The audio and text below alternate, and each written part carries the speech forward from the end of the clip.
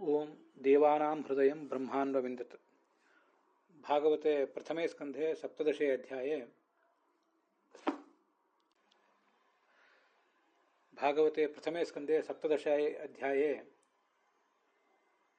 एकविंशः श्लोकः। ಒಂದನೇ ಸ್ಕಂದದ 17ನೇ ಅಧ್ಯಾಯ 21ನೇ ಶ್ಲೋಕः अद्य व्याक्रियते। धर्मस्य वृषरूपस्य तव दुरवस्थायाः किं कारणं तन्मे आख्याहि, तमेनं दुरात्मानमहं दण्डयामि इति यदा परीक्षिताः तदा सः वृषभः दुःखस्य कारणं केचित् आत्मानमाहुः, अन्ये दैवमाहुः, परे कर्म वदन्ति कारणमिति, अपरे तु प्रभुं स्वभावमेव दुःखकारणमिति प्रतिपादयन्ति। अप्रतक्याद् अनिर्वाच्यात् कस्माच्चित् अज्ञातात् कारणादेव दुःखं प्राप्यते इति केषुचित् निश्चयः वर्तते। हे राजर्षे,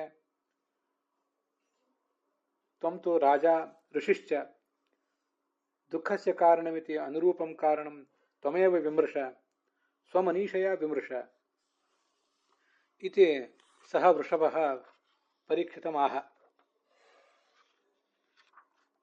दुःखस्य सुखस्य च भगवानेव कारणं, स्वतन्त्रः विष्णुरेव कारणं, जीवस्य योग्यता, तेन कृतानि कर्माणि कल्यातयश्च अप्रधानान्येव कारणानि भवन्ति इति योऽयं सिद्धान्तः अस्मदीयः वर्तते। स च सिद्धान्तः गते भागे सम्यक् न्यरूपि। अथात्र प्रस्तूयते एकविंशः श्लोकः। धर्मं ब्रवीषि धर्मज्ञ, धर्मोऽसि वृषरूपधुक्, यदधर्मकृतः स्थानं सूचकस्यापि तद्भवेत्। ದುಃಖಕ್ಕೆ ಕಾರಣ ಏನು ಅಂತ ನಾನು ಕೇಳಿದಾಗ ನೀನು ಇಷ್ಟೆಲ್ಲ ಮಾತಾಡಿದ್ದೀಯಲ್ಲ, ಪ್ರಾಯ ಇದಕ್ಕೆಲ್ಲ ನಿಮ್ಮೆಲ್ಲರ ದುಃಖಕ್ಕೆ, ಜಗತ್ತಿನ ನಿನ್ನ ದುಃಖಕ್ಕೆ, ಭೂಮಿಯ ದುಃಖಕ್ಕೆ, ಎಲ್ಲರ ದುಃಖಕ್ಕೂ ಕೂಡ ಕಲಿಯೇ ಕಾರಣ. ಆದರೆ ನಿನಗದು ಗೊತ್ತಿದೆ, ಆದರೆ ಏನು ಗೊತ್ತಿಲ್ಲ ಅನ್ನುವಂತೆ ಮಾತಾಡ್ತಿದ್ದೆ. ದುಷ್ಟರು ಏನಾದರೂ ಪಾಪಕರ್ಮ ಮಾಡಿದಾಗ ಅದನ್ನು ದುಷ್ಟ ಕರ್ಮ ಅಂತ ನಾವು ಎತ್ತಿ ಹೇಳಿದರೆ ಅದು ತಪ್ಪೇನಲ್ಲ. ಸಜ್ಜನರು ಆಕಸ್ಮಿಕವಾಗಿ ಹಾಗೆ ಮಾಡಿದಾಗ ಮಾತ್ರ ಅದನ್ನು ಒತ್ತಿ ಆಡಬಾರ್ದು. ಯಾಕೆಂದರೆ ಮಾಡಿದವನ ಪಾಪ ಆಡಿದವನ ಬಾಯಲ್ಲಿ, ಅವನ ಖಾತೆಯಲ್ಲಿ ಬಂದು ಕುತ್ಕೋತದೆ. ಇಲ್ಲಿ ಈ ತಪ್ಪು ಮಾಡಿದವನು ದುಷ್ಟನಾದ ಕಲಿ, ಅವನಿರುವಾಗ ಅದನ್ನು ನೀನು ಯಾಕೆ ಹೇಳ್ತಿಲ್ಲ? ಹೇಳಬೇಕಾಗಿತ್ತು ನೀನು. ಪ್ರಾಯ ನಿನ್ನ ಅಭಿಪ್ರಾಯ ಹೀಗಿದ್ದಿರಬೇಕು. ಎಲ್ಲ ದುಃಖಕ್ಕೆ ಕಾರಣನಾದವನು ಈ ಕಲಿಕಾಲದ ಅಭಿಮಾನಿಯಾದ ಕಲಿಯೇ ಅಂತ ರಾಜನಾದ ನನಗೆ ತಿಳ್ಕೊಳ್ಳಿಕ್ಕೆ ಶಕ್ತಿಯೇ ಇದೆ. ಆದ್ದರಿಂದ ನೀನು ಅದನ್ನು ಹೇಳುವ ಅಗತ್ಯ ಇಲ್ಲ ಎನ್ನುವ ಭಾವನೆ ನಿನ್ನದಿದ್ದಿರಬೇಕು ಅಂತ ಈ 21ನೇಯ ಶ್ಲೋಕ. ಅದಕ್ಕೊಂದಿಷ್ಟು ಭಾಗವತ ತಾತ್ಪರ್ಯವೂ ಕೂಡ ಕಾಣುತ್ತದೆ. ವ್ಯಾಸಸ್ಮೃತಿಯ ಉಲ್ಲೇಖ ಇದೆ, ಅದನ್ನು ನಾವಿಲ್ಲಿ ಗಮನಿಸಬೇಕು. ಅದಕ್ಕಿಂತ ಒಂದೆರಡು ವಾಕ್ಯಗಳನ್ನು ಆಚಾರ್ಯರೇ ತಮ್ಮ ವಾಕ್ಯ ರೂಪದಲ್ಲಿ ಹೇಳಿದ್ದಾರೆ. ಅಸತಾಂ ಸೂಚಕಸ್ಯ ನ ದೋಷಃ. ಅಸಜ್ಜನರು ಮಾಡಿದ ಕರ್ಮಗಳನ್ನು, ದುಷ್ಕೃತ್ಯಗಳನ್ನು ಸೂಚನೆ ಮಾಡಿದರೆ ಅದಕ್ಕೆ ದೋಷ ಏನೂ ಇಲ್ಲ. ತಥಾಪಿ ನ ಸತಾಂ ಸೂಚನೀಯಮಿತಿ ದರ್ಶಯಿತು. ಸಜ್ಜನರು ಮಾತ್ರ ಅಪರಾಧ ಮಾಡಿದಾಗ ಅದನ್ನು ಎತ್ತಿ ತೋರಿಸಬಾರದು. ಇದು ಲೋಕದ ನೀತಿ. ಅದನ್ನು ತೋರಿಸ್ಲಿಕ್ಕೋಸ್ಕರ ಸ್ವಯಂ ಧರ್ಮರೂಪನಾದ ನೀನು ಆ ಕಲಿಯೇ ಮಾಡಿದ್ರೂ ಅದನ್ನು ಎತ್ತಿ ಹೇಳಲಿಲ್ಲ. ಮತ್ತು ಜ್ಞಾತುಂ ಶಕ್ಯತ್ವಾಚ ರಾಜ್ಞ. ರಾಜನ ಕೆಲಸ ಏನು? ಅವನ ಜವಾಬ್ದಾರಿ ಅಲ್ವಾ ಅದು? ಜಗತ್ತಿನಲ್ಲಿ ಯಾರು ಯಾವುದಕ್ಕೆ ಕಾರಣ ಅನ್ನೋದನ್ನು ಸರಿಯಾಗಿ ಅರಿತು ಅದರಂತೆ ವರ್ತಿಸುವುದು ರಾಜನ ಕಾರಣ. ಅದರಿಂದ ನೀನು ಹೇಳಲಿಲ್ಲ ಅಂತ ಕಾಣಿಸ್ತದೆ. ತಥಾಪಿ ಸತಾಂನ ಸೂಚನೀಯ ಮಿತಿ ದರ್ಶಯಿತು ಅಂತಿದೆ ಈ ಮಾತಿದೆಯಲ್ಲ, ಈ ಮಾತಿನಿಂದ ನನಗೊಂದು ಸಂದೇಶ ಸಿಗ್ತದೆ. ಅದನ್ನು ಇಲ್ಲಿ ವಿವರಿಸಬೇಕು ಅಂತ ಅನ್ಕೋತೀನಿ. ಹೌದು, ದುರ್ಜನರ ದೋಷವನ್ನು ಎತ್ತಿ ಆಡಿದರೆ ತಪ್ಪಲ್ಲ, ಸಜ್ಜನರ ದೋಷವನ್ನು ಎತ್ತಿ ಆಡಬಾರದು ಅನ್ನೋದು ನೀತಿ. ಅದು ಮುಂದೆ ವ್ಯಾಸಸ್ಮೃತಿಯಲ್ಲಿ ಆ ಶ್ಲೋಕ ಹಾಗೇ ಇದೆ. ನಾವು ಅನೇಕ ಬಾರಿ ಯಾರ್ಯಾವುದು ದೋಷಗಳನ್ನು ಎತ್ತಿ ಆಡ್ತಿರ್ತೀವಲ್ಲ,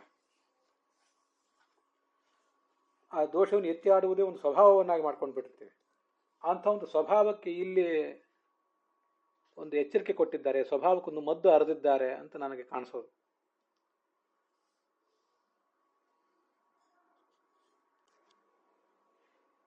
ಸಂಸ್ಕೃತದ ಒಂದು ಸುಭಾಷಿತವು ಕೂಡ ನನಗೆ ಈ ಕೇಳಿ ಬರ್ತದೆ.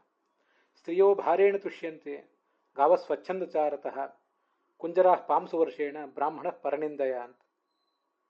ಸ್ತ್ರೀಯರಿಗೆ ಭಾರ ಅಂದರೆ ಕಾರ್ಯಭಾರ ಇದ್ದಾಗ ಅದನ್ನು ಅವರು ಆನಂದದಿಂದ ಮಾಡ್ತಾರಂತೆ. ಪುರುಷರು ಆಲಸಿಗಳಾಗಿ ಕಾರ್ಯಭಾರವನ್ನು ಮತ್ತೊಬ್ಬರ ಹೆಗಲ ಮೇಲೆ ಹಾಕಿ ತಾವು ತಪ್ಪಿಸ್ಕೊಳ್ಳಿಕ್ಕೆ ಪ್ರಯತ್ನ ಪಡ್ತಾರೆ ಅಂತ ಕಾಣಿಸ್ತದೆ. ಭಾರ ಅಂದರೆ ಗರ್ಭದ ಭಾರ, ಅದನ್ನು ಅವರು ಆನಂದಿಸ್ತಾರೆ ಅಂತ ಕೂಡ ಅರ್ಥ ಮಾಡ್ತಾರೆ. ಅದಕ್ಕೆ ಗಾವಹ ಸ್ವಚ್ಛಂದ ಚಾರತಃ, ಗೋವುಗಳನ್ನು ಒಂದು ಕಡೆ ಕಟ್ಟಿ ಹಾಕಿಬಿಟ್ರೆ ಅವುಗಳಿಗೆ ಸಮಾಧಾನ ಇರೋದಿಲ್ಲ. ಅವುಗಳನ್ನು ಸ್ವಚ್ಛಂದವಾಗಿ ಮೇಲಿಕ್ಕೆ ಬಿಡಬೇಕು. ಹಾಗೆ ಮೇಲಿಕ್ಕೆ ಬಿಟ್ಟರೆ ಅವುಗಳಿಗೆ ಸಮಾಧಾನ ಇರ್ತದೆ. ಕುಂಜರ ಪಾಂಸು ವರ್ಷೇಣ, ಆನೆಗಳನ್ನು ಚೆನ್ನಾಗಿ ಸ್ನಾನ ಮಾಡಿಸಿ ಒಂದು ಜಾಗದಲ್ಲಿ ಸ್ವಚ್ಛವಾಗಿ ಕೂತಿರ್ರಿ ಅಂತ ಬಿಟ್ಟರೆ ಅವು ಕೂತ್ಕೊಳ್ಳೋದಿಲ್ಲ. ಮತ್ತೆ ಸ್ನಾನ ಮಾಡಿ ಮತ್ತೆ ಮೈ ಮೇಲೆ ಮಣ್ಣು ಎರಚ್ಕೋತವೆ, ಮತ್ತೊಮ್ಮೆ ಸ್ನಾನ ಮಾಡ್ತವೆ, ಮತ್ತೆ ಮಣ್ಣು ಎರಚ್ಕೋತವೆ. ಇವು ಅವಕ್ಕೊಂದು ಆಟ. ಹೀಗೆ ಇವೆಲ್ಲ ಸಂತೋಷ ಪಡ್ತವೆ ಅಂತ. ಹಾಗೆ ಬ್ರಾಹ್ಮಣ ಪರನಿಂದಯ, ಬ್ರಾಹ್ಮಣರಾದವರು ಅವರಿವರನ್ನು ನಿಂದನೆ ಮಾಡ್ತಾನೆ ಕಾಲ ಕಳೀತಾರೆ, ಅದರಿಂದ ಸಂತೋಷ ಪಡ್ತಾರೆ ಅಂತ ಒಂದು ಸಂಸ್ಕೃತದ ಸುಭಾಷಿತ ನನಗೆ ನೆನಪಿಗೆ ಬರ್ತದೆ. ಇನ್ನೊಬ್ಬರನ್ನ ನಾವು ನಿಂದನೆ ಮಾಡುವಾಗ ಯಾಕೆ ಇದನ್ನು ನಿಂದನೆ ಮಾಡ್ತಿದ್ದೀವಿ ನಾವು ಅಂತ ಆತ್ಮವಿಮರ್ಶೆ ಮಾಡ್ಕೊಳ್ಳೋದಿಲ್ಲ. ಅಥವಾ ಯಾರು ನಮ್ಮನ್ನು ಕೇಳಿದರೆ ಸಜ್ಜನರ ಅಪರಾಧಗಳನ್ನ ಎತ್ತಿ ಆಡಬಾರ್ದು, ದುರ್ಜನರ ಅಪರಾಧಗಳನ್ನ ಎತ್ತಿ ಆಡಬೇಕು ಅಂತಿದೆ. ನಾನು ದುರ್ಜನರ ಅಪರಾಧಗಳನ್ನೇ ಎತ್ತಿ ಆಡ್ತಾ ಇದ್ದೀನಿ, ಅದರಿಂದ ನಂದೇನು ತಪ್ಪಿಲ್ಲ ಅಂತ ಪ್ರಾಯ ನಮ್ಮನ್ನು ನಾವು ಸಮರ್ಥನೆ ಮಾಡ್ಕೋತೀವಿ. ನನ್ನನ್ನು ಒಳಗೊಂಡು ಈ ಮಾತನ್ನು ಹೇಳ್ತಿದ್ದೇನೆ, ಏನು ಸಂಕೋಚ ಇಲ್ಲದೆ. ಆದರೆ ಶಾಸ್ತ್ರದ ಮಾತನ್ನೇನೋ ಉದ್ಧರಿಸ್ತೇವೆ, ಕಲ್ತಿದ್ದೀವಿ, ಅದು ಅರ್ಥ ಆಗಿದೆ, ಉದ್ಧರಿಸ್ತೇವೆ. ಆದರೆ ನಮ್ಮೆದುರಿಗೆ ಇದ್ದವರು ಯಾರ ತಪ್ಪುಗಳನ್ನು ನಾವು ಆಡ್ತಿದ್ದೇವೋ ಅವರು ಸಜ್ಜನರ ದುರ್ಜನರ ಅಂತನ್ನುವುದು ನಾವು ಹೇಗೆ ತೀರ್ಮಾನ ಮಾಡಿದ್ವಿ ಅಂತ ಏನಾದರೂ ಪ್ರಶ್ನೆ ಬಂದರೆ ಅದಕ್ಕೆ ನಮ್ಮಲ್ಲಿ ಏನು ಉತ್ತರ ಇದೆ? ನಮ್ಮಲ್ಲಿ ನಾವೇ ಸಜ್ಜನರು, ಇನ್ನು ಸುತ್ತಮುತ್ತಲಿದ್ದವ್ರಲ್ಲ ದುರ್ಜನರು, ಅವ್ರು ಮಾಡಿದ್ದೆಲ್ಲವೂ ತಪ್ಪು ಅಂತ ನಮ್ಮದೇ ಆದ ಒಂದು ಅಳತೆಗೋಲಿದೆ. ನಮ್ಮ ಸೀಮಿತವಾದ ಜ್ಞಾನ, ಸೀಮಿತವಾದ ಅನುಭವಕ್ಕೆ ಅನುಸಾರವಾಗಿ ನಮ್ಮ ಡಬಲ್ ಸ್ಟ್ಯಾಂಡರ್ಡ್ಗೆ ಅನುಸಾರವಾಗಿ ಉಳಿದವ್ರನ್ನೆಲ್ಲ ದುರ್ಜನರು ನಾವು ತೀರ್ಮಾನ ಮಾಡ್ತೇವೆ. ಅವ್ರು ಮಾಡಿದ್ದನ್ನು ಆಡಿದರೆ ತಪ್ಪಿಲ್ಲ ಅಂತ ನಮಗೆ ನಾವು ತೀರ್ಮಾನ ಮಾಡ್ಕೊಂಡ್ಬಿಟ್ಟಿದ್ದೇವೆ. ಮಹಾಭಾರತ ಹಾಗೆ ಹೇಳ್ತದೆ, ಅಶ್ವತ್ಥಾಮನ ಮಾತಾದ ಆ ಥರ ಇದೆ. ನಿಂದಂತಿ ಚ ಪರಾಂಬುದ್ಧಿಂ ಸ್ವಾಂ ಪ್ರಶಂಸಿ ಚ ಅಸಕೃತ. ಇನ್ನೊಬ್ಬರ ಮಾತು ಕೃತಿ ಎಲ್ಲವನ್ನೂ ಟೀಕೆ ಮಾಡಲಿಕ್ಕೆ ನಮಗೆ ಎರಡು ನಾಲಿಗೆ. ಸ್ವಾಂ ಪ್ರಶಂಸಂತಿ, ನಮ್ಮನ್ನು ಪ್ರಶಂಸೆ ಮಾಡಿಕೊಳ್ಳಿಕ್ಕೆ ನಮಗೆ ಯಾವುದು ಇಲ್ಲಿ ಎನ್ನಿಲ್ಲದ ಆತುರ ಹೀಗಿದೆ. ಆದ್ದರಿಂದ ಇನ್ನೊಬ್ಬರನ್ನ ಟೀಕೆ ಮಾಡುವಾಗ ಅದ್ರ ಬಗ್ಗೆ ಒಂದು ಸಂಯಮ ಇರಲಿ. ಎದುರಿಗಿದ್ದವನು ತಪ್ಪು ಮಾಡಿದವನು ಸಜ್ಜನನೋ ದುರ್ಜನನೋ ಅಂತ ಒಮ್ಮೆಲೆ ನಮ್ಮಂಥ ಸಾಮಾನ್ಯರ ಗ್ರಹಿಕೆಗೆ ಬರೋದಿಲ್ಲ. ಅವ್ರನ್ನ ದುರ್ಜನರು ಅಂತ ಅವಸರದ ತೀರ್ಮಾನ ಮಾಡುವುದು ಬೇಡ. ಹಾಗಾಗಿ ಅತ್ಯವಶ್ಯವಾಗಿ ಯಾರು ಒಬ್ಬ ದುರ್ಜನ ಮಾಡಿದ ತಪ್ಪುಗಳನ್ನು ಎತ್ತಿ ತೋರಿಸುವಾಗಲೂ ಕೂಡ ಸಾಕಷ್ಟು ಆಲೋಚನೆ ಮಾಡಿ ಅವನು ದುರ್ಜನ ಹೌದಾ ಅಂತ ಮತ್ತೆ ಅದನ್ನು ಪರಿಶೀಲನೆ ಮಾಡಿ ನಾವು ಆಡಬೇಕಾಗ್ತದೆ, ಆ ತಪ್ಪನ್ನು ಎತ್ತಿ ತೋರಿಸ್ಬೇಕಾಗ್ತದೆ. ಅದರಲ್ಲೂ ಕೂಡ ಆತ ತಪ್ಪುಗಳನ್ನು ತಿದ್ದಿಕೊಳ್ಳಿ, ಆ ತಪ್ಪುಗಳಿಂದ ಅವನಿಗಾಗಲಿ ಅಥವಾ ಸಮಾಜಕ್ಕಾಗಲಿ, ಕೊನೆ ಪಕ್ಷ ಸಮಾಜಕ್ಕಾಗಲಿ ಏನೂ ತೊಂದರೆ ಆಗದೇ ಇರಲಿ ಅನ್ನೋ ಅಭಿಪ್ರಾಯವೇ ನಮಗಿರಬೇಕಾಗ್ತದೆ.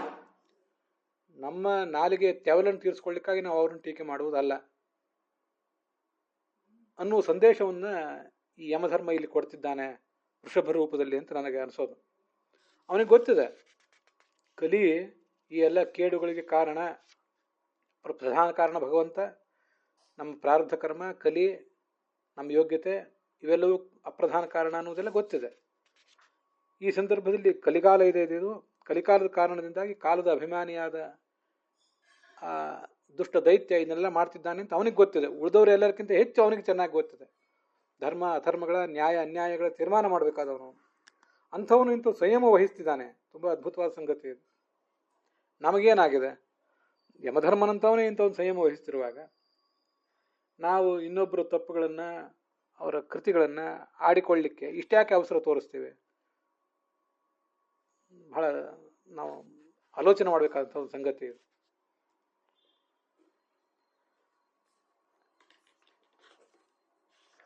ಇದು ಭಾಗವತ ತಾತ್ಪರ್ಯದಲ್ಲಿ ಬಂದಿರೋದನ್ನು ಹೀಗೆ ವಿವರಿಸಿ ಹೇಳಿದೆ. ಅಲ್ಲಿ ಮುಂದೆ ಈ ಥರದ್ದೊಂದು ಅಭಿಪ್ರಾಯ ಕೇಳಿ ಬರ್ತದೆ. ವ್ಯಾಸಸ್ಮೃತಿ ಅಂತ, ಯಾಜ್ಞವಲ್ಕ್ಯ ಸ್ಮೃತಿ ಮೊದಲಾದ ಸ್ಮೃತಿಗಳನ್ನು ಕೇಳಿರ್ತೀವಿ. ಆಚಾರ್ಯ ಸರ್ವಮೂಲದಲ್ಲಿ ಅಲ್ಲಲ್ಲಿ ಒಂದೆರಡು ನಾಲ್ಕು ಕಡೆ ವ್ಯಾಸಸ್ಮೃತಿ ಅನ್ನೋದನ್ನು ಉದ್ಧರಿಸಿದ್ದಾರೆ. ನಿತ್ಯ ಬ್ರಹ್ಮಯಜ್ಞ ಮಾಡುವಾಗ ಮೊದಲಾದ ಸಂದರ್ಭದಲ್ಲಿ ಹೇಳಬಹುದಾದಂಥ, ಸ್ತ್ರೀಯರು ಪುರುಷರು ಎಲ್ಲರೂ ಕೂಡ ಹೇಳಬಹುದಾದಂಥ ಒಂದು ತುಂಬ ಸುಂದರವಾದಂಥ ಶ್ಲೋಕ. ಯದ್ಯಧರ್ಮಕೃತ ಸದ್ಭಿ ಯದ್ಯಧರ್ಮ ಕೃತ ಸದ್ಭಿ ಸನವಾಚ್ಯ ಕಥಂಚನ ಅಸತ್ಕೃತಮಧರ್ಮಂ ತು ವದನ್ ಧರ್ಮಂ ಅವಾಪ್ನುಯಾತ್. ಸಜ್ಜನರಿಂದ ಅಧರ್ಮ ಒಂದು ವೇಳೆ ನಡೆದು ಹೋಗಿದ್ರೆ ಅದನ್ನು ನಾವು ಎತ್ತಿ ಆಡಬಾರ್ದು. ಅಸಜ್ಜನರಿಂದ ನಡೆದು ಹೋದ ಅಧರ್ಮವನ್ನು ಮಾತ್ರ ಎತ್ತಿ ತೋರಿಸಿದರೆ ಅದರಿಂದ ನಮಗೆ ಪುಣ್ಯವೇ ಪ್ರಾಪ್ತ ಆಗ್ತದೆ. ಇತಿ ವ್ಯಾಸಸ್ಮೃತವು. ತಸ್ಯ ಗೋಚರತ್ವೇಪಿ ಭೂತಾನಾಂ ಅಗೋಚರ ಇತಿ ಜ್ಞಾಪಯಿತುಂ ವಾ. ಇದು ಯಮಧರ್ಮನಿಗೆ ಗೊತ್ತು. ತಸ್ಯ ಗೋಚರತ್ವೇಪಿ, ಯಮಧರ್ಮನಿಗೆ ಗೊತ್ತಿದ್ರು, ಆ ವೃಷಭನಿಗೆ ಗೊತ್ತಿದ್ರು ಕೂಡ ಜನರಿಗಿದು ಗೊತ್ತಿಲ್ಲ. ಕೇಡಿಗೆಲ್ಲ ಮತ್ತೆ ಯಾವುದ್ಯಾವುದೋ ಕಾರಣಗಳನ್ನೇ ಊಹೆ ಮಾಡ್ತಾನೆ. ಅನಿಷ್ಟಕ್ಕೆಲ್ಲ ಶನೈಶ್ಚರಣೆ ಕಾರಣ ಅಂತ, ಕೇಡಿಗೆ ಯಾರ್ಯಾರೋ ಕಾರಣ ಅಂತ ಕೇಡಿನ ಜವಾಬ್ದಾರಿಯನ್ನು ಯಾರದೋ ಹೆಗಲ ಮೇಲೆ ಏರಿಸಿ ತಾವು ನುಣಿಸಿಕೊಳ್ಳುವ ಪ್ರಯತ್ನ ಮಾಡ್ತಾರೆ ಜನ. ಹೀಗೆ ಭೂತಾನಾಂ ಅಗೋಚರತ, ಜನಸಾಮಾನ್ಯರಿಗೆ ಗೊತ್ತಿಲ್ಲ ಅಂತ ತಿಳಿಸುವ ಕಾರಣದಿಂದ ಅವನು ತಾನು ಗೊತ್ತಿದ್ದನ್ನು ಗೊತ್ತು ಮಾಡ್ಕೊಳ್ಳಿಲ್ಲ ಯಮಧರ್ಮ. ರಾಜನಿಗೆ ಗೊತ್ತಿದೆ, ರಾಜ ಅಂತ ತಿಳ್ಕೊಳ್ಳುವ ಶಕ್ತಿ ಇದ್ದವನಾಗಿದ್ದಾನೆ, ಬೇರೆ ರಾಜರಂತ ಅಲ್ಲ ಅವನು. ಅದು ಅಲ್ಲಿರೋ ಭಾಗವತ ತಾತ್ಪರ್ಯ. ವಿಜಯಧ್ವಜರು ಅದಕ್ಕೆ ಹೆಚ್ಚಿಂದೇನು ಬರೆದಿಲ್ಲ, ಹಿಂದಿನ ಶ್ಲೋಕದಲ್ಲಿ ಎಲ್ಲ ಕೂಡ ಅವರು ಬರೆದಾಗಿದೆ. ಅದರಿಂದ ಯಾದವಾರ್ಯರು ಏನು ಹೇಳ್ತಾರೆ ಅಂತ ಅನ್ನೋದನ್ನ ನಾವಿಲ್ಲಿ ಗಮನಿಸಬೇಕಾಗ್ತದೆ. ಮೂಲ ಶ್ಲೋಕದಲ್ಲಿ ಯದ್ ಅಧರ್ಮಕೃತ ಸ್ಥಾನಂ ಸೂಚಕಸ್ಯಾಪಿ ತದ್ಭವೇತ್ ಅಂತ ಹೀಗೆಲ್ಲ ಇದೆಯಲ್ಲ. ಧರ್ಮಂ ಬ್ರವೀಷಿ ಧರ್ಮಜ್ಞ, ಧರ್ಮಜ್ಞನಾದ ಎತ್ತೆ ನಿನಗೆ ಧರ್ಮ ಅಂದ್ರೆ ಏನು ಅಂತ ಗೊತ್ತಿದೆ, ನೀನು ಸ್ವಯಂ ಧರ್ಮಜ್ಞನೇ ಆಗಿದ್ದೆ. ಜಗತ್ತಿನ ಜನ ಹೇಗೆ ಧರ್ಮವನ್ನು ಆಚರಿಸಬೇಕು ಅಂತ ಅನ್ನೋದನ್ನ ನೀನು ತಿಳಿಸ್ತಾ ಇದ್ದಿ. ಯತ್ ಅಧರ್ಮಕೃತ, ಅಧರ್ಮವನ್ನು ಆಚರಣೆ ಮಾಡಿದವನಿಗೆ ಏನೊಂದು ಸ್ಥಾನ, ನರಕ ಮೊದಲಾದ ಸಿಗ್ತದೆ, ಅದು ಸೂಚಕಸ್ಯಾಪಿ, ಅದನ್ನು ಆಡಿದವನಿಗೂ ಕೂಡ ಅದು ಬಂದು ಬಿಡುತ್ತದೆ. ನರಕಾದಿ ಲಕ್ಷಣಂ ಸ್ಥಾನ ಅಂದರೆ ನರಕಾದಿ ಲಕ್ಷಣಂ ಸ್ಥಾನಂ ವಿಜಯಧ್ವಜರು ಹೇಳ್ತಾರೆ. ಸೂಚಕಸ್ಯಾಪಿ, ಮಾಡಿದವನ ಪಾಪ ಆಡಿದವನ ಬಾಯಲ್ಲಿ ಅಂತ ಒಂದು ಗಾದೆ ಇದ್ದಂತೆ, ಮಾಡಿದವನಿಗೆ ಸಿಗುವ ಸ್ಥಾನ ಆಡಿದವನಿಗೂ ಸಿಗ್ತದೆ ಅಂತ ನಾವು ಸ್ವಲ್ಪ ತಿಳ್ಕೊಳ್ಬೇಕು. ಅಂಥ ಸ್ಥಾನ ನಮಗೂ ಬಂದುಬಿಡ್ತದೆ. ಇದು ಆ ಶ್ಲೋಕದ ಅರ್ಥ. ಆದರೆ ಅದನ್ನು ವ್ಯಾಖ್ಯಾನ ಮಾಡುವಾಗ ಬೇರೆಯವರು ಯಾರೇ ತಪ್ಪು ಮಾಡಲಿ ಅದನ್ನು ಹೇಳಬಾರದು ಅಂತ ಅಭಿಪ್ರಾಯ ಬರುವಂತೆ ಅನೇಕ ವ್ಯಾಖ್ಯಾನಕಾರರು ಮಾಡಿದ್ದು ನಮಗೆ ಕಂಡು ಬರ್ತದೆ. ಅಧರ್ಮಕೃತ, ಅಧರ್ಮವನ್ನು ಯಾರಾದರೂ ಮಾಡಿದರೆ ಅದನ್ನು ಹೇಳಿದವನಿಗೂ ಕೂಡ ಅಂಥ ಒಂದು ನರಕ ಸಿಗ್ತದೆ ಅಂತ. ಅಲ್ಲಿ ಸಜ್ಜನರು ಮಾಡಿದ್ದು ಅಸಜ್ಜನರು ಮಾಡಿದ್ದು ಅಂತ ಶ್ಲೋಕದಲ್ಲಿ ವಿಭಾಗ ಕಾಣೋದೇ ಇಲ್ಲ. ಆದರೆ ಆಚಾರ್ಯರು ಸಜ್ಜನರ ಪಾಪ ಬೇರೆ, ದುರ್ಜನರ ಪಾಪ ಬೇರೆ ಅಂತ ಅದನ್ನು ವ್ಯಾಸಸ್ಮೃತಿಯ ಮೂಲಕ ವಿವರಿಸಿ ಹೇಳಿದ್ದಾರೆ. ಅದಕ್ಕಾಗಿ ಭಾಗವತ ತಾತ್ಪರ್ಯದ ನೆರವನ್ನು ನಾವು ತಗೊಳ್ಬೇಕಾಗ್ತದೆ.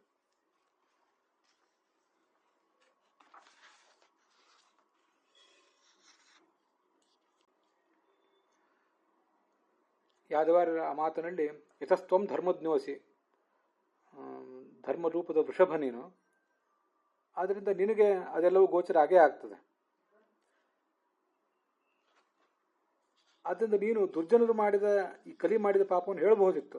ಆದರೂ ಲೋಕನೀತಿ ಏನು ಅನ್ನೋದನ್ನು ತೋರಿಸ್ಲಿಕ್ಕೋಸ್ಕರ, ಸಜ್ಜನರ ಪಾಪವನ್ನು ಎತ್ತಿ ಆಡಬಾರದು ಅನ್ನೋದು ತೋರಿಸ್ಲಿಕ್ಕೋಸ್ಕರ ನೀನು ಈಗ ಒಂದು ಸಂಯಮವನ್ನು ವಹಿಸಿದ್ದೆ. ಅಥವಾ ದೇವಮಾಯಾಯ ಅಂತ 22ನೇ ಶ್ಲೋಕ ನಾವೀಗ ನೋಡಬೇಕಾದದ್ದು. ನೂನಂ ಗತಿರಗೋಚರ ಚೇತಸೋ ವಚಸಶ್ಚಾಪಿ ಭೂತಾನಾಮಿತಿ ನಿಶ್ಚಯ. ಇದಕ್ಕೆ ಈ ದುಃಖಕ್ಕೆ ಕೇಡಿಗೆ ಏನು ಕಾರಣ ಅಂತ ನಿನಗೆ ಗೊತ್ತಿದೆ, ಆದರೂ ನೀನು ಇದನ್ನು ಹೇಳಲಿಲ್ವಲ್ಲ. ಏನು ಕಾರಣ ಇದ್ದಿರ್ಬೋದು ಅಂದರೆ ಸ್ವಯಂ ಭಗವಂತನ ಇಚ್ಛೆ ಅಷ್ಟೆ. ಇಚ್ಛೆಯೇ ಕಾರಣ. ಮಾಯಾ ಅಂದರೆ ದೇವ ಅಂದರೆ ಭಗವಂತ, ಭಗವಂತನ ಮಾಯಾ ಅಂದರೆ ಇಚ್ಛೆ. ಆ ಮಾಯೆ ಭಗವಂತನ ಇಚ್ಛೆ ಹೇಗೆ ಕೆಲಸ ಮಾಡ್ತದೆ ಅನ್ನೋದು ಜನಸಾಮಾನ್ಯರಾದಂಥ ನಮ್ಮಂಥವ್ರಿಗೆ ಗೊತ್ತಾಗೋದೇ ಇಲ್ಲ. ನಮ್ಮ ಮನಸ್ಸಿಗದು ಗ್ರಹಿಕೆಗೆ ಬರುವುದಲ್ಲ. ಮಾತಿನಿಂದ ಅದನ್ನು ಹೇಳಿ ಮುಗಿಸ್ಲಿಕ್ಕಾಗೋದಿಲ್ಲ.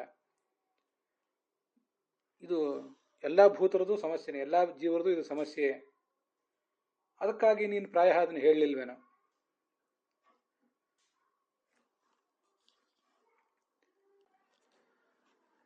ಭಾಗವತದಲ್ಲಿ ಹಿಂದೆ ಬಂದಿರುವಂಥ ಒಂದು ಶ್ಲೋಕ ನನಗೆ ನೆನಪಿಗೆ ಬರ್ತಿರ್ತದೆ.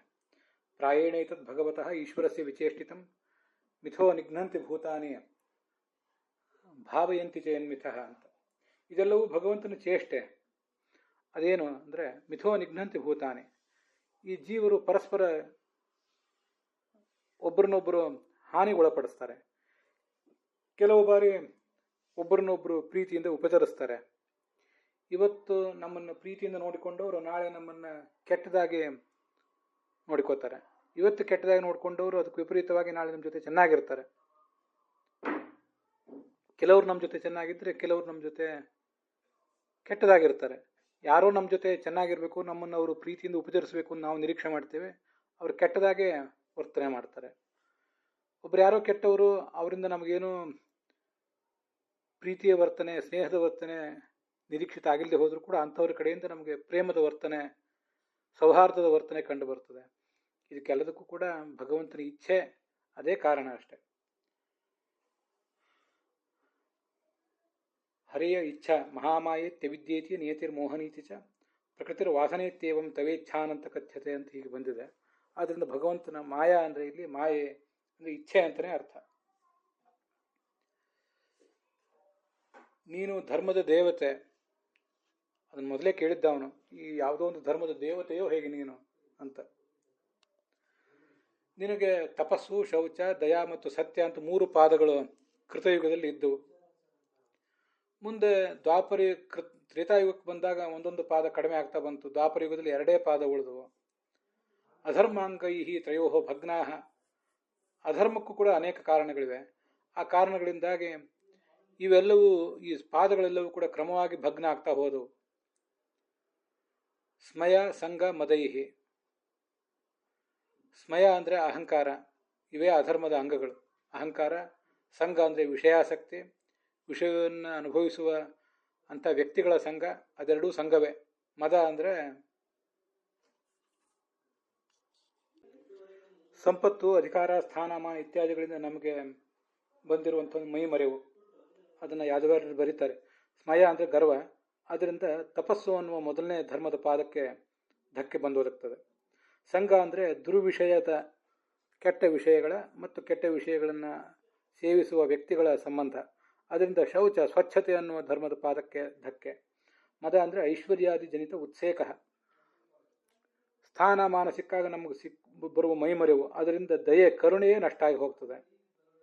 ಹೀಗಾಗಿದೆ. ಅದರಿಂದ ನೀನು 3 ಪಾದಗಳನ್ನು ಕಳ್ಕೊಂಡಿದ್ದೆ. ಇನ್ನು 1 ಪಾದ ಮಾತ್ರ ಈಗ ಇನ್ನೂ ಉಳಿದಿದೆ.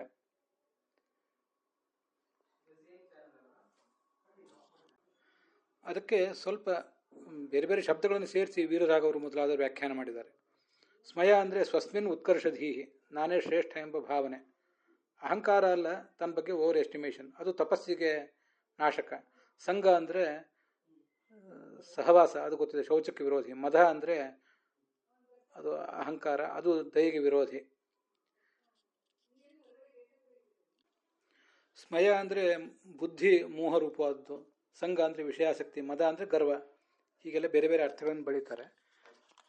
ಕೆಲವು ಸರಿ ಒಂದು ಯಾವುದಾದ್ರೂ ವಿಶಿಷ್ಟವಾದ ಅರ್ಥ ಬೇರೆ ಕಡೆ ಸಿಗಬಹುದು ಅನ್ನೋ ದೃಷ್ಟಿಯಿಂದ ಅದನ್ನು ನೋಡ್ತಿರ್ತೇನೆ. ಇದಾನೀಂ ಧರ್ಮಪಾದಸ್ಥೆ ಸತ್ಯಂ ನಿರ್ವರ್ತಸೆ ಯತಃ. ಈಗ ಧರ್ಮ, ಸತ್ಯ ಅನ್ನುವ ಒಂದು ಪಾದ ನಿನಗೆ ಉಳಿದಿದೆ.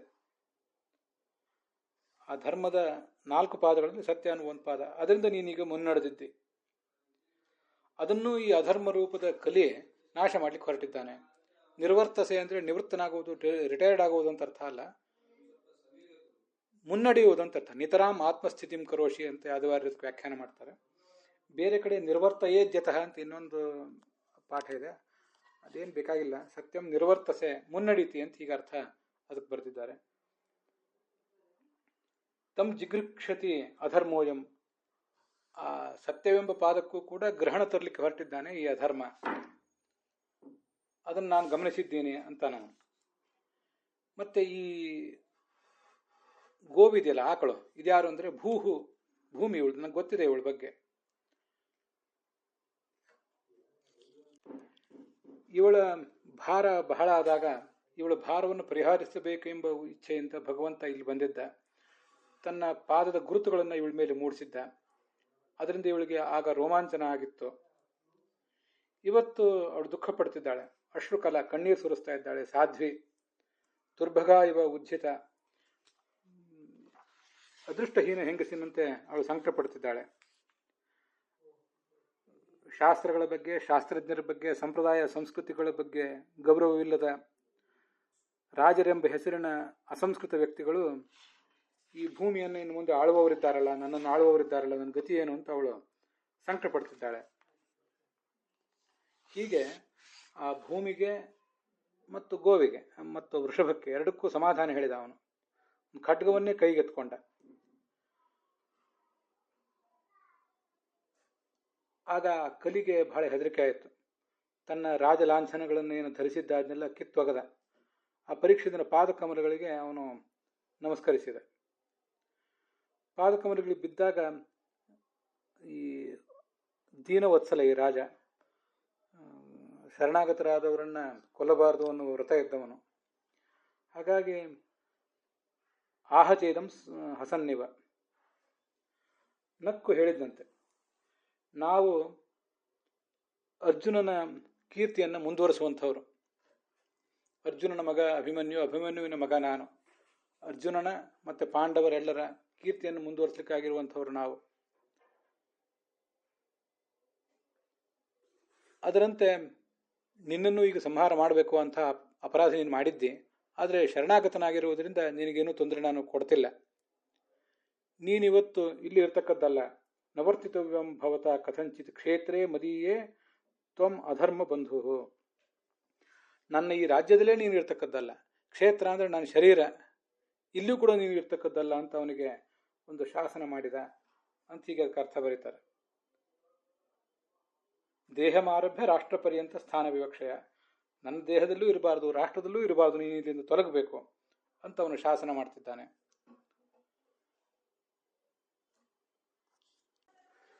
ನೀನು ಎಲ್ಲೆಲ್ಲಿ ಇರ್ತೀಯೋ ಅಲ್ಲಿ ಎಲ್ಲ ಕಡೆಯೂ ಕೂಡ, ರಾಜರಲ್ಲಿಯೂ ಕೂಡ ನರದೇವ ದೇಹೆ ಅಂತ ವಿಶೇಷವಾಗಿ ಹೇಳ್ತಿದ್ದಾನೆ. ರಾಜರು ಈ ಕಾಲಕ್ಕೆ ಕಾರಣ ಅಂತ ಮಹಾಭಾರತದ ಸಿದ್ಧಾಂತ. ಕಾಲೋವಾ ಕಾರಣಂ ರಾಜ್ಞ ರಾಜಾವಾ ಕಾಲ ಕಾರಣಂ ಇತಿತೇ ಸಂಶಯೋ ಮಾಭೂತ್ ರಾಜಾ ಕಾಲಸ್ಯ ಕಾರಣಂ ಅಂತ ಭೀಷ್ಮರು ಯುಧಿಷ್ಠಿರನಿಗೆ ಹೇಳಿರ್ತಾರೆ. ಕಾಲದ ಪ್ರಭಾವ ರಾಜನ ಮೇಲೆ ಆಗ್ತದೋ, ರಾಜನ ಪ್ರಭಾವ ಕಾಲದ ಮೇಲೆ ಆಗ್ತದೋ ಅಂತ ನಿನಗೇನೋ ಸಂಶಯ ಬೇಡ. ರಾಜಾ ಕಾಲಸ್ಯ ಕಾರಣಂ. ರಾಜ ಸದ್ಗುಣಿಯಾಗಿದ್ದರೆ ಕಾಲ, ಕಲಿಕಾಲವೂ ಕೂಡ ಚೆನ್ನಾಗೇ ಇರ್ತದೆ. ರಾಜರು ಕೆಟ್ಟಿರುವುದರಿಂದ ಹೀಗೆಲ್ಲ ನಡೆದಿದೆ.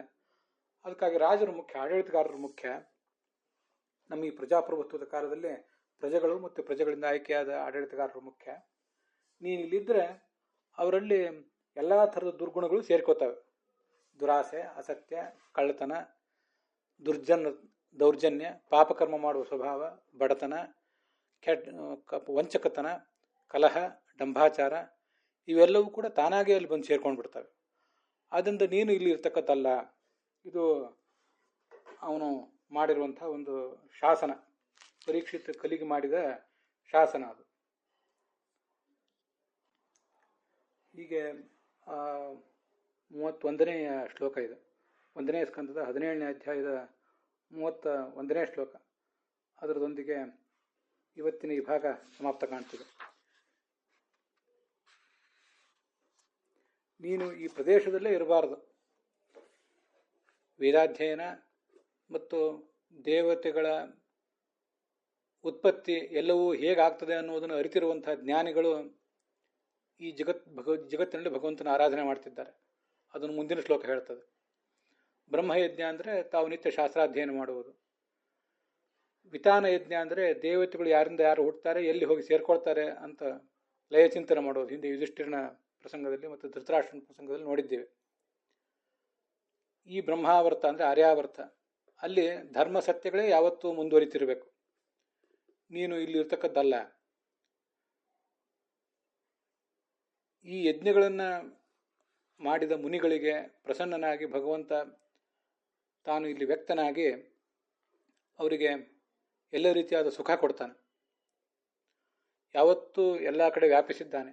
ಸ್ಥಾವರ ಜಂಗಮಗಳ ಹೊರಗೆ ಸ್ಥಿರಜಂಗಮಾನಾಂ ಅಂತರ್ಬಹಿಹಿ ವಾಯುರಿವೇಶ ಆತ್ಮ. ಹೇಗೆ ವಾಯು ಅನ್ನೋದು ಎಲ್ಲ ಕಡೆ ಇದೆಯೋ ಹಾಗೆ ಭಗವಂತನು ಎಲ್ಲ ಕಡೆನೂ ಇರ್ತಾನೆ. ಹಾಗೆ ಎಲ್ಲಿಗೂ ಅವನು ಸಂತೋಷ ಕೊಡ್ತಾನೆ. ಅದು ಭಾಗವತ ತಾತ್ಪರ್ಯವೂ ಕೂಡ ಹಾಗೆ ಅದನ್ನ ವರ್ಣನೆ ಮಾಡ್ತದೆ. ಇಷ್ಟಾತ್ಮಮೂರ್ತಿ ಅಂತ ಶಬ್ದ ಇದೆ. ಇಷ್ಟಾತ್ಮಮೂರ್ತಿ ಅಂದರೆ ಇಚ್ಛಾತನು, ತನ್ನ ಇಚ್ಛೆಗೆ ತಕ್ಕಂತೆ, ಭಕ್ತರ ಇಚ್ಛೆಗೆ ತಕ್ಕಂತೆ ಅವರಿಗೆ ತನ್ನ ಸ್ವರೂಪವನ್ನು ಅವನು ತೋರಿಸ್ತಾನೆ. ಅದು ಭಾಗವತ ತಾತ್ಪರ್ಯದಲ್ಲಿ ಬಂದಿರುವಂತಹ ಮಾತು. ಹೀಗೆ 32ನೇ ಶ್ಲೋಕದವರೆಗೆ ಇವತ್ತಿನ ವಿವರಣ ನಮ್ಮ ಸಮಾಪ್ತ ಆಗಿದೆ. ಮುಂದೆ 33ನೇ ಶ್ಲೋಕದಲ್ಲಿ 34ನೇ ಶ್ಲೋಕದಲ್ಲಿ ಪರೀಕ್ಷಿತನ ಆಜ್ಞೆಯನ್ನು ಪಡ್ಕೊಂಡು ಅವನು ಏನು ಮಾಡಿದ ಅಂತ ಅನ್ನೋದನ್ನು ನಾವು ಮುಂದೆ ನೋಡೋರಿದ್ದೇವೆ. 33ನೇ ಶ್ಲೋಕದವರೆಗೆ ಆ ಪರೀಕ್ಷಿತ ಕೊಟ್ಟಂತಹ ಆದೇಶದ ಬಗ್ಗೆ ನಾವು ನೋಡಿದ್ದೇವೆ. ಹೀಗೆ 1ನೇ ಸ್ಕಂದದ 17ನೇ ಅಧ್ಯಾಯದ 33ನೇ ಶ್ಲೋಕದವರೆಗೆ ಇವತ್ತಿನ ಈ ಭಾಗ ಸಮಾಪ್ತವಾಗಿದೆ. ಹುಸಿಯ ನಾಡಿ ಹೊಟ್ಟೆ ಹೊರೆವ ವಿಷಯದಲ್ಲಿ ರಸಿಕನೆಂದು ಹುಸಿಗೆ ಹಾಕಿದಿರೋ ಇನ್ನು ಹೃಷಿಕೇಶನೆ, ಈಶನಿನ್ನ ಚರಣ ಭಜನೆ ಆಸೆಯಿಂದ ಮಾಡುವೆ, ದೋಷ ರಾಶಿ ನಾಶ ಮಾಡು ಶ್ರೀಶಕೇಶವ. ಶ್ರೀಕೃಷ್ಣಾರ್ಪಣಮಸ್ತು.